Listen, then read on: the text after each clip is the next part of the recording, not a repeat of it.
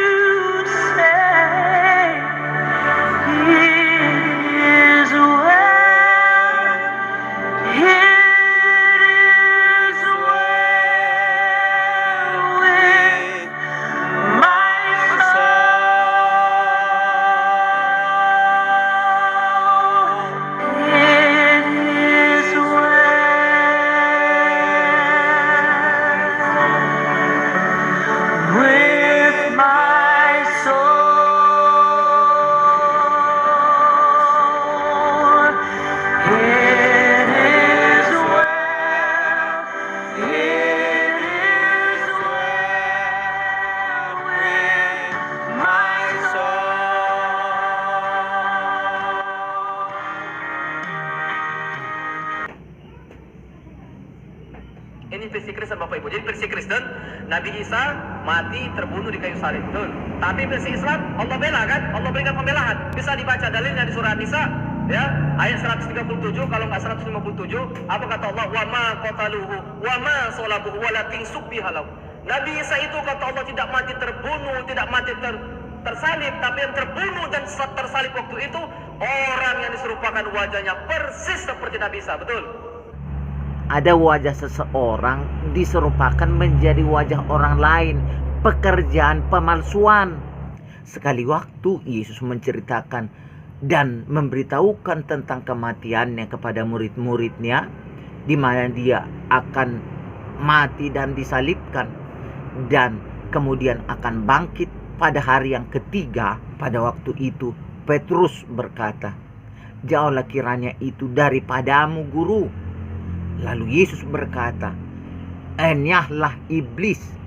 Karena iblis memang tidak menghendaki proses penebusan manusia dari salib. Nah, ketika Anda berkata bahwa sesungguhnya Yesus seolah-olah dibela, tetapi dibela dengan satu proses pemalsuan rupa manusia, maka keyakinan saya, suatu oknum yang memalsukan rupa manusia itu justru adalah dosa. Itu bukanlah suatu sifat dari Allah yang Maha Suci. Bayangkan, saudara Khalifah, di negara saya memalsukan KTP saja bisa ditangkap polisi. Memalsukan dokumen apa saja bisa ditangkap polisi di negara saya, Khalifah. Termasuk baru-baru ini memalsukan surat tanah. Ini memalsukan ciptaan Allah sendiri. Kalau ada suatu oknum yang sampai memalsukan ciptaan Allah sendiri, sudah pasti itu adalah setan. Karena Allah yang Maha Suci tidak mungkin memalsukan. Dan lebih lagi saya mau jelaskan kepada otak Anda, kalau Allah sudah menciptakan manusia, Dia tidak akan memalsukan yang Dia sudah ciptakan. Dia sudah buat rupamu seperti itu. Masa Tuhan rubah lagi rupamu menjadi seperti rupa onta? Itu kan kurang kerjaan itu Allah yang memalsukan rupa orang. Seandainya dia memang mau menyelamatkan Yesus dengan status sebagai Allah Maha Suci, sudah pasti caranya bukan dengan memalsukan rupa manusia dan menjadi rupa yang bukan pemiliknya. Jadi Allah yang Anda ajarkan itu bukan Allah yang Maha Suci dan jujur. Allah yang seperti itu adalah pesulap dan tukang pemalsu. Kalau Dia Allah yang konsisten, tidak mungkin apa yang sudah Dia beritahukan melalui para nabi 4.000-an tahun sebelumnya. Bukan satu nabi, bukan hanya satu nabi yang ngaku-ngaku, tetapi banyak nabi telah menubuatkan bahwa Yesus itu akan hadir di dalam rupa manusia dan menjadi seorang hamba dan menjadi juru selamat. Disimbolkan sebagai anak domba Allah yang disembelih seperti gambaran dari masa Taurat, di mana setiap orang berdosa harus mempersembahkan korban dari binatang. Mengapa Yesus harus menjadi juru selamat atas semua orang yang ingin diselamatkan adalah karena tidak seorang pun yang sanggup dibenarkan karena melakukan hukum Taurat. Karena sebegitu besar beban di dalam hukum Taurat itu, termasuk soal halal haramnya. Halal haramnya itu sangat banyak, dan ketentuan-ketentuan sunatnya pun ketat. Orang harus disunat pada hari ke-8, bukan setelah jenggotan. Karena Taurat itu memang suci sebagai hukum. Jikalau manusia harus diuji berdasarkan hukum Taurat itu, dia tidak mungkin lolos. Karena firman Tuhan berkata, satu saja dari hukum Taurat itu tidak kita lakukan, sama saja melanggar seluruh hukum itu. Hukum Taurat itu satu paket, tidak terpisah satu sama lain. Seluruh rangkaian hukum Taurat itu satu paket, dibuat butir-butirnya sebegitu rinci. Kalau hanya karena tidak makan anjing dan tidak makan babi saja syarat untuk masuk surga, apa susahnya sih? Yang susah itu menguasai pikiran dan hati dan jiwa. Dimana jikalau mata kita melihat seorang perempuan dan mengingininya di dalam hati kita, itu sudah berzina. Itulah Taurat yang lebih rinci lagi yang Yesus jelaskan. Barang siapa mengatakan kafir kepada saudaranya, dikatakan oleh Yesus, sesungguhnya dia layak diadili. Tapi sekarang ada orang merasa agamanya lebih benar, lebih suci. Padahal 1/100 dari hukum Taurat pun dia tidak punya. Hukum sunat, hukum kesucian. Tapi malah surut dari nilai-nilai dan muatan hukum Taurat. Jadi mana nih yang paling benarnya? Saya pun bisa mengatakan bahwa saya paling benar. Agama saya paling benar. Istri saya paling cantik, saya paling ganteng. Tapi semua hanya kata-kata saya. Agama kami paling benar. Agama kami paling diridhoi. Agama kami paling hebat. Agama kami paling damai. Tapi ngomong doang.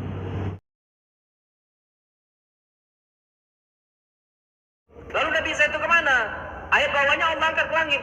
Farrafa'allahu ilai wa kana Allahu azizan hakima. Allah angkat ke langit. Kosakata Anda saja begitu berantakan dan tidak jelas tujuannya. Apa yang dimaksud dengan Allah angkat ke langit? Langit itu yang mana? Langit yang mana, Khalifah? Zona tempat burung bersarang itu juga sudah langit, Khalifah. Yang ketiga, apa kriteria Tuhan? Tuhan pasti maha pemberi rezeki. Mustahil Tuhan minta rezeki. Salah Anda itu. Yesus tidak pernah minta rezeki. Dia menciptakan rezeki, mengadakan mujizat, membuat rezeki, membuat 2 ikan dan 5 roti menjadi kenyang 5.000 orang dengan sisa 12 keranjang, menjadikan air menjadi anggur dan semua orang merasakan keistimewaan anggur itu. Sedangkan Yesus, Bapak Ibu, dalam Alkitab dia masih berdoa kepada Allah. Banyak sekali ayat-ayat dia masih bermohon kepada Allah. Artinya dia masih bermohon, maka gugurlah kriteria ketuhanan Yesus. Yang gugur itu bacot Anda, bukan ketuhanan Yesus yang gugur. Ketuhanan Yesus itu eksis. Ketuhanan Yesus itu eksis. Sangat jelas, sangat eksis. Dan memang Yesus bukan Tuhan, dia Nabi, dia Rasulullah. Ngerti nggak Anda apa itu rasul? Rasul itu artinya diutus. Bahwa kalau Yesus datang Sebagai manusia, dia bisa dikatakan diutus. Dalam pengertian dia bekerja sesuai dengan kuasa keilahian itu. Allah yaitu roh itu menguasai kehidupan Yesus untuk melakukan pekerjaan keilahian. Makna soal Yesus diutus bukanlah di dalam pengertian semacam seorang nabi yang lain diutus, tetapi Yesus sebagai utusan dari Bapa itu dalam pengertian yang dikuasai oleh roh Allah itu sendiri untuk menyatakan 100% keberadaan Allah. Pemahaman Anda Rasul itu jabatan. Pemahaman Anda kayaknya Rasul itu bukan suatu pekerjaan. Jadi ketika saya mengutus Anda pun Anda Rasul saya. Jadi penggunaan kata Rasul besar, Nabi besar itu sebenarnya salah. Karena orang diutus tidak terkait dengan besar kecilnya. Seseorang itu menjadi rasul atau seseorang itu menjadi utusan adalah terkait pada soal benar tidaknya, sejati atau tidak sejati, palsu atau tidak palsu. Terkait dengan kenabian dan kerasulan itu adalah terkait betulkah dia menyampaikan pesan dari Allah yang sejati. Bahwa soal Yesus itu diutus adalah betul. Tetapi kalau Yesus diutus itu tidak berarti bahwa keilahian Yesus itu menjadi gugur. Justru dengan sempurnanya dia menyampaikan kehendak Allah, maka dia membuktikan satunya dia dengan Allah. Itu konteksnya. Konteksnya Rasul dan Nabi itu adalah adanya konfirmasi kebenaran bahwa dia menyampaikan pesan dari Tuhan Sang Pencipta itu. Itulah makna Rasul, diutus dan menyampaikan pesan. Jadi bisa juga iblis punya nabi, bisa juga iblis punya nabi, iblis punya Rasul. Lalu kenapa dianggap sebagai Tuhan? Yesus itu sebagai Tuhan bukan sebagai anggapan. Ketuhanan Yesus itu adalah sebuah penyataan. Penyataan itu artinya adanya sesuatu yang sebelumnya belum nyata menjadi nyata. Yaitu Allah yang tidak bisa dilihat memperlihatkan diri di dalam Yesus Kristus. Jadi kedatangan Yesus adalah kedatangan dari Allah sendiri yang memperlihatkan diri. Keberadaan Yesus adalah keberadaan Allah. Itulah sebabnya dia berkata dia datang bukan atas kehendaknya sendiri. Nyata. Bukan satu asumsi yang dibesar-besarkan supaya seolah-olah dia Tuhan. Bisa jadi ada suatu nabi hanya diasumsikan dia nabi tanpa terkonfirmasi bahwa dia diutus untuk memberi pesan. Bisa jadi memang itulah sebuah asumsi. Tetapi asumsi itu ditambah-tambah sebatas asumsi. 500 juta buku saudara buat sebagai asumsi untuk menetapkan suatu nabi dan suatu Allah. Itu tetap asumsi. Berkumpul sebesar banyaknya pasir. Berkumpul sejumlah banyaknya pasir. Mengarang buku, berkhotbah, berberita, berdongeng, ber-YouTube. Ketika itu hanyalah sebuah asumsi yang ditimbun-timbun, dia tetap asumsi. Tetapi Yesus sebagai Tuhan bukanlah sebuah anggapan, bukan sebuah asumsi. Yesus sebagai Tuhan adalah sebuah penyataan. Dan sampai sekarang, kalau saudara mau melihat ketuhanan Yesus, saudara boleh jumpai dia di dalam sholatmu. Tanya dia. Tanya Tuhan Sang Pencipta semesta alam itu. Apakah betul Yesus itu Tuhan? Dia akan dinyatakan kepadamu. Bukan diasumsikan. Suatu Allah bisa diasumsikan. Suatu nabi bisa diasumsikan. Suatu agama bisa diasumsikan. Diasumsikan dengan timbunan-timbunan asumsi. Dan dorongan-dorongan yang didesain sebegitu rupa supaya terkesan benar. terkesan benar. Hanya terkesan benar. Karena banyak orang percaya pada asumsi. Tetapi sedikit orang yang baru menemukan pernyataan. Bukan pernyataan, penyataan. Alasannya Bapak Ibu kurang lebih dua, ya. Yang paling menonjol dua. Pertama, karena Yesus, ya, banyak melakukan mukjizat. Oh, bukan.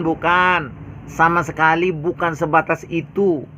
Yesus itu disebut Allah sesuai dengan apa kata Alkitab, bahwa Allah sendiri turun menjadi juru selamat. Dia tidak mengirim utusan. Itu di dalam Yesaya pasal 64. Dia sendiri menjadi juru selamat mereka. Jadi ketuhanan Yesus bukan lebih karena mujizatnya, tetapi lebih kepada penyataannya, bahwa Yesus itu bukan merupakan satu pribadi yang lahir dari syarat biologis seperti dirimu. Yesus itu ada di bumi bukan sebagai hasil dari syarat biologis adanya seorang manusia lahir, tetapi Yesus itu adalah penyataan diri Allah sendiri. Di situ ketuhanannya. Dan saya sudah sampaikan pada awal video ini dan sampai pada durasi ujung, Anda bisa ikuti beserta dengan pengikut-pengikut asumsi Anda. Dia bisa menghidupkan orang mati, Pak. Itu betul, dia menghidupkan orang mati dan dia sendiri bangkit dari antara orang mati. Dan dia sendiri sebagai manusia, meskipun sudah dikubur selama 3 hari, dia bangkit dari kematian itu. Ingat itu, Yesus dalam sisi manusianya mati selama 3 hari dan bangkit dari kematian itu. Ketika Yesus disalibkan ada saksinya. Ketika Yesus mati ada saksinya. Ketika Yesus dikubur ada saksinya. Ketika Yesus bangkit dari antara orang mati ada saksinya. Untuk meneguhkan kesaksian-kesaksian bahwa Yesus bangkit dari antara orang mati dan naik ke sorga pada hari ke-40, itu banyak saksinya dan diteguhkan oleh mujizat-mujizat, di mana rasul-rasul yang benar, rasul-rasul yang sejati mengadakan mujizat demi nama Tuhan Yesus. Sampai sekarang mujizat itu terjadi demi nama Tuhan Yesus. Di dalam penginjilan-penginjilan yang dilakukan oleh para pendeta-pendeta yang sejati, mereka mengadakan mujizat demi nama Yesus. Dan Anda dan siapapun yang datang kepada Yesus, sampai sekarang mujizat itu terjadi demi nama Tuhan Yesus. Orang buta bisa disembuhkan, ya kan? Orang dalam kubur bisa dibangkitkan, penyakit kusta bisa disembuhkan. Padahal itu semua biiznillah atas izin Allah. Namun ketika itu para pengikutnya, mohon maaf, SDM-nya mungkin masih lemah. Tidak ada pernah Yesus minta izin untuk mengadakan mujizat. Tidak pernah Yesus mengadakan mujizat dengan minta izin. Sudah ikuti video ini sampai habis. Melihat orang seperti luar biasa, ya kan? Kalau kita sekarang aja ngelihat orang-orang yang bisa meramal gitu, ya kan? Bisa mengobati, bisa gini, kita puja-puja masyarakat kita, betul ya? Ini orang sakti ini, ya kan? Orang pintar katanya. Ngelihat seperti ini pengikut Nabi Isa, ya Yesus, ya kan? Ini orang luar biasa, maka dianggap sebagai Tuhan. Tadi saya katakan Yesus sebagai Tuhan, bukan sebagai anggapan. Yesus sebagai Tuhan itu adalah sebuah pernyataan diri, pernyataan dari Allah sendiri yang datang sendiri menjadi juru selamat manusia. Terus Yesus atau Nabi Isa lahir sangat dahsyat katanya. Kenapa? Karena dia punya ibu tanpa bapak, Pak. Hanya saja orang Kristen nggak konsisten, Bapak Ibu. Kalau alasannya cuma itu, ya kan? Mohon maaf, sekarang banyak juga anak lahir tanpa bapak, betul Bapak Ibu? Aturan Tuhan juga itu, ya kan? Kalau Anda berpendapat bahwa anak-anak dari TKI dari negara Islam di Arab itu menjadi Tuhan, itu adalah pikiranmu. Jadi jangan kau taruh pikiranmu yang tolol itu menjadi seolah-olah pikiran kami. Yang ketiga, apa kriteria Tuhan? Tuhan pasti maha pemberi rezeki. Mustahil Tuhan minta rezeki. Sedangkan Yesus, Bapak Ibu, dalam Alkitab dia masih berdoa kepada Allah. Banyak sekali ayat-ayat dia masih bermohon kepada Allah. Khalifah, Yesus tidak pernah minta rezeki.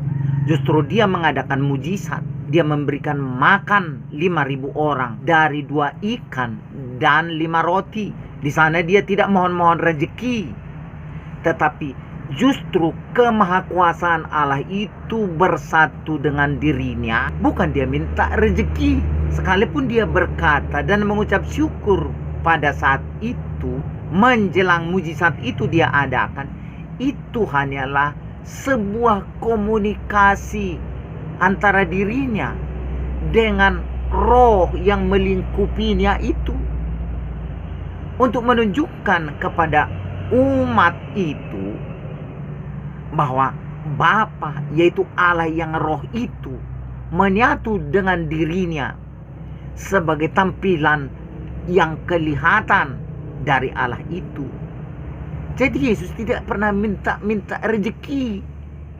Sekali waktu Petrus butuh bayar pajak, Yesus tinggal suruh untuk memancing. Dan setelah dapat ikan, dari mulut ikan itu sudah ada uang. Jadi Yesus sendirilah yang berkuasa dan maha tahu untuk mengadakan segala sesuatu, apapun persoalan manusia. Di situ dia tidak mohon-mohon rezeki.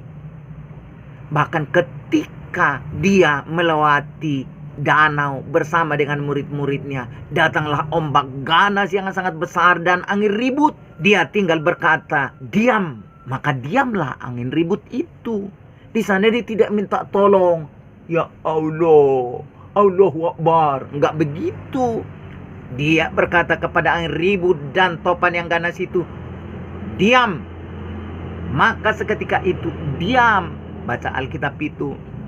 Jangan hanya membaca ayat yang kau kira itu wujud dari kebenaran imanmu, padahal hanya semata-mata sebagai bukti daripada bahwa engkau itu sangat minus dari pemahaman akan kebenaran. Alasannya Bapak Ibu kurang lebih 2, ya. Yang paling menonjol 2. Pertama, karena Yesus, ya, banyak melakukan mukjizat. Dia bisa menghidupkan orang mati, Pak. Orang buta bisa disembuhkan, ya kan? Orang dalam kubur bisa dibangkitkan, penyakit kusta bisa disembuhkan. Padahal itu semua biiznillah atas izin Allah. Namun ketika itu para pengikutnya, mohon maaf, SDM-nya mungkin masih lemah. Melihat orang seperti luar biasa. Ya. Anda itu sangat keliru, Khalifah. Anda sangat keliru. Dengarkan ini. Setiap kali Yesus mengadakan mujizat, dia tidak pernah mohon izin dulu. Itu kan karena kau tambah-tambahkan. Coba periksa kisah-kisah waktu Yesus mengadakan mujizat, termasuk membangkitkan orang mati. Dia minta izin ya Allah, kubangkitkanlah orang mati. Itu enggak ada. Yang benar, setiap kali dia mengadakan mujizat, sesudah atau sebelumnya, yang dia lakukan adalah menampilkan hubungannya dengan keilahiannya sendiri, yaitu Allah itu.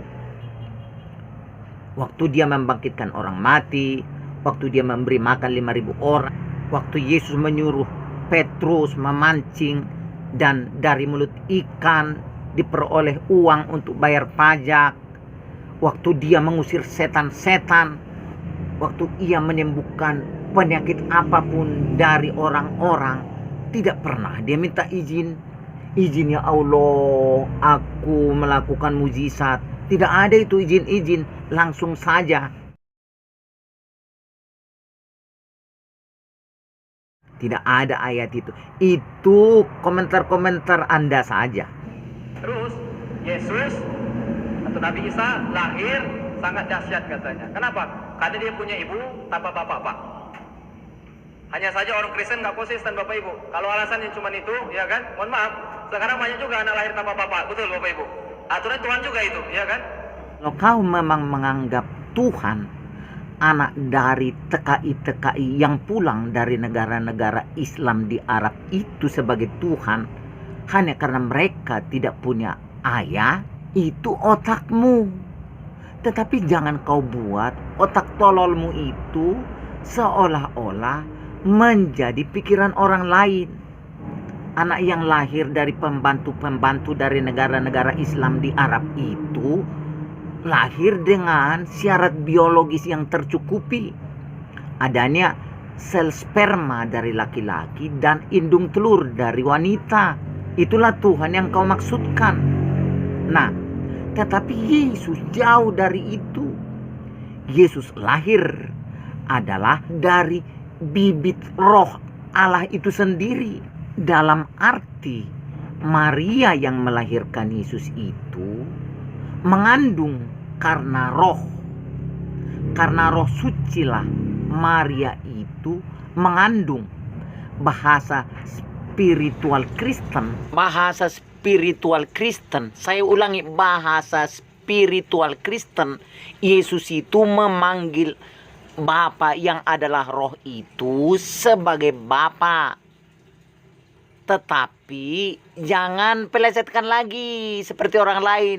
Yesus itu memanggil roh yang melingkupinya sebagai Bapa.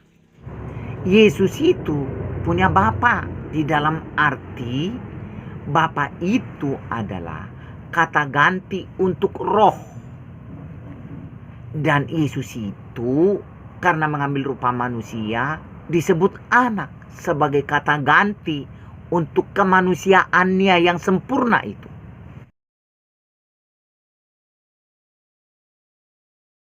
Jadi kami sudah 6 orang yang sudah Islam. Kalau bapak saya belum mau masuk Islam.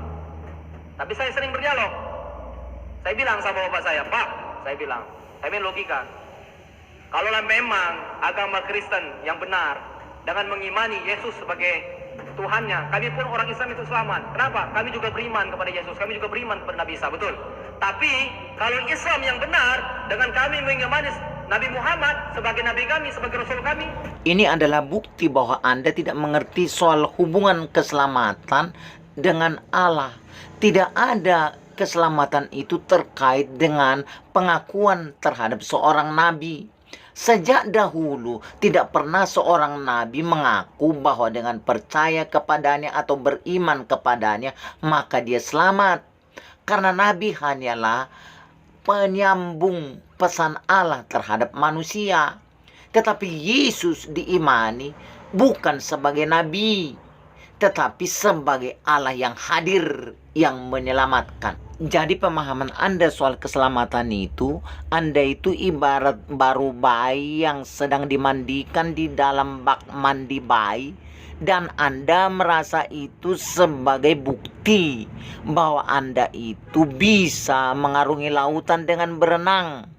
Yang saya gambarkan sebagai aspek yang tidak mudah kalau bukan Allah sendiri yang turun tangan untuk menyelamatkan manusia. Di situ posisimu. kalau orang Kristen tidak mengimaninya, maka wassalam, kamilah yang selamat. Bapak yang masuk neraka, saya bilang. Logika yang Anda gunakan di sini ibarat membuat ketupat sama dengan membuat kehidupan ini masuk surga dan masuk neraka. Jadi orang Islam itu diuntungkan, betul. Ya kan? Kita beriman kepada Injil, kita beriman kepada Nabi Isa, kita beriman. Ya kan? Kalau memang Kristen yang benar, ya kan, ini logika saja. Dengan mengimani Yesus, kita pun juga ikut selamat. Tapi belum juga dia mau masuk Islam. Bisa jadi karena beliau masih waras. Khalifah, Yesus yang kau imani bukan Yesus yang kami imani. Yesus yang kami imani adalah Yesus yang bangkit dari kematian dan naik ke sorga. Yesus yang kami imani, dia adalah hakim yang adil, yang akan turun menghakimi semua orang, yang menentukan siapa saja yang akan masuk sorga atau tidak masuk sorga. Yesus yang kami imani itu adalah Yesus yang mengatakan, barang siapa percaya kepadaku, dia akan hidup walaupun ia sudah mati. Yesus yang kami imani itu adalah Yesus yang berkata, tidak seorang pun yang datang kepadaku yang akan pernah terbuang. Barang siapa percaya kepadaku, dari dalam dirinya akan mengalir aliran-aliran air hidup. Jadi Yesus yang kami imani, bukan Yesus yang kau Sama imani. sekali Pak, orang Batak itu sering sekali saya ajak berdialog, ya kan? Saya bilang, Pak, orang Islam itu jauh sekali perbedaannya dengan orang Kristen. Simpel saja, orang Islam itu Pak, wajahnya bercahaya, saya bilang, berseri-seri, betul. Kenapa? Karena dia sering berwudu.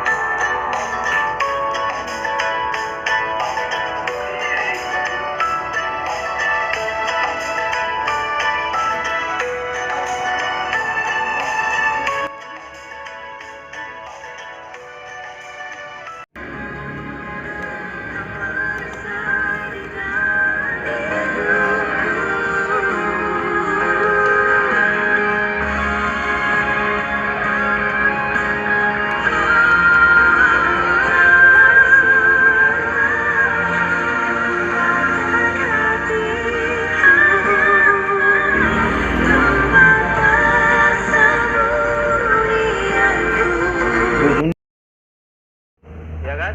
Minimal dalam sehari 5 kali basuh muka. Jadi kelihatan cahayanya. Sebagai Allah firmankan, ya kan? Simahum fi wujuhihim min athari sujud. Di wajah-wajah orang mukmin itu kata Allah tampak bekas-bekas sujud. Kali Pak, jadi maksud lo inilah bekas-bekas udunya ya, termasuk giginya tuh.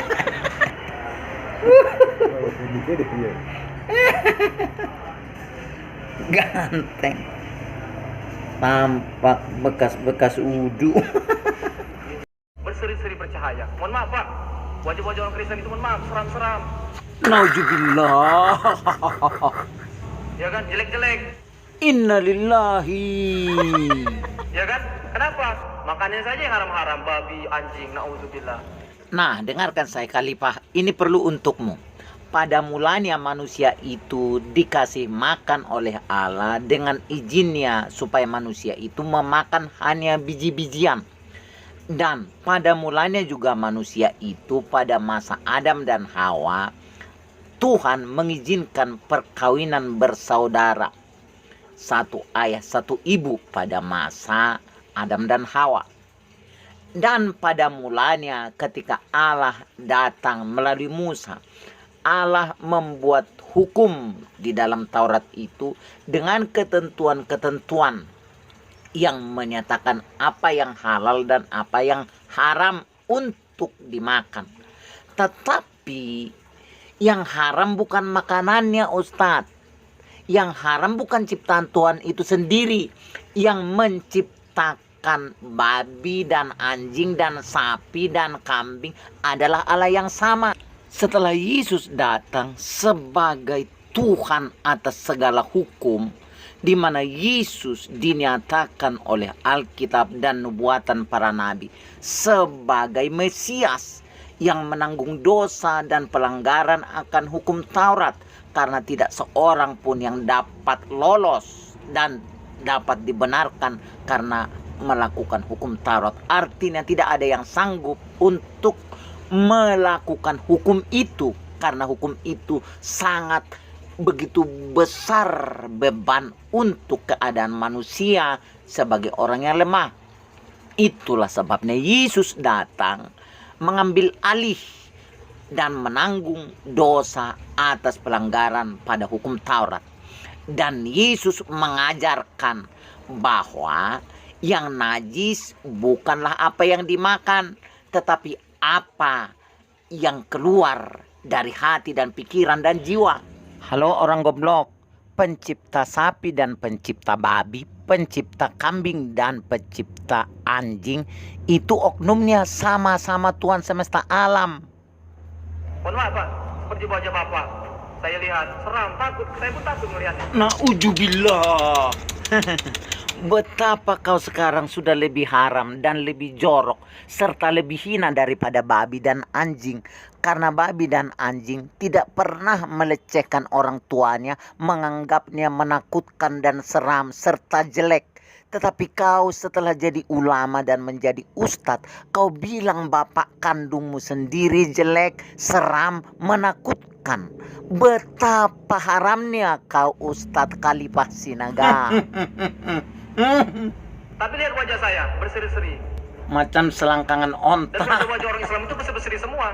Makanya saya bilang sama ibu-ibu orang Islam, Bu, kalau ingin membandingkan antara Kristen dan Islam itu, bandingkan saja mukanya.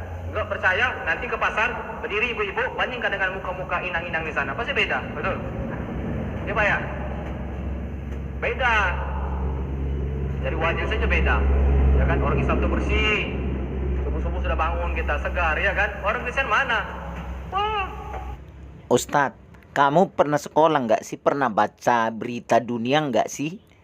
Kamu tahu nggak bahwa orang yang sudah menjadi seperti rangka dan seperti bermuka setan itu yang melarat di muka bumi ini, kumpulkan itu dari agama mana? Pelajari Ustadz. Nggak teratur hidupnya. Nggak akan ada yang percaya bahwa hidupmu teratur. Karena apa? Karena kalau mulutmu saja tidak bisa kau atur, macam mana kau bisa mengatur hidupmu? Semuanya itu dimulai dari mulut sebagai bukti dari perbendaharaan hatimu yang tidak teratur. Luar biasa sekali. Makanya kita harus bersyukur Bapak Ibu, ucapkan Alhamdulillah. Alhamdulillah. Luar biasa sekali Bapak Ibu nikmat iman dan Islam ini. Ya, luar biasa sekali. Iya, sempurna sekali. Bersyukur kita. Ustadz, kalau hidup saya seperti hidup lo itu, dengan karakter lo itu, dengan mutu kosakatamu itu, saya nggak bersyukur itu jadi manusia. Saya lebih bagus jadi kodok daripada seperti Anda, seperti watak Anda, seperti kotornya Anda, seperti haramnya pikiran dan hatimu, yang lebih haram daripada babi dan anjing, di mana engkau melecehkan orang tuamu, bapak kandungmu sendiri, kau anggap menakutkan, seram, dan jelek. Malang sekali nasibmu Ustadz, malang. Allahu Akbar. Nauzubillah. Dosa Allah begitu besar. Nikmatilah kehinaan pikiranmu dan jiwamu dan kekotoranmu serta kebodohanmu.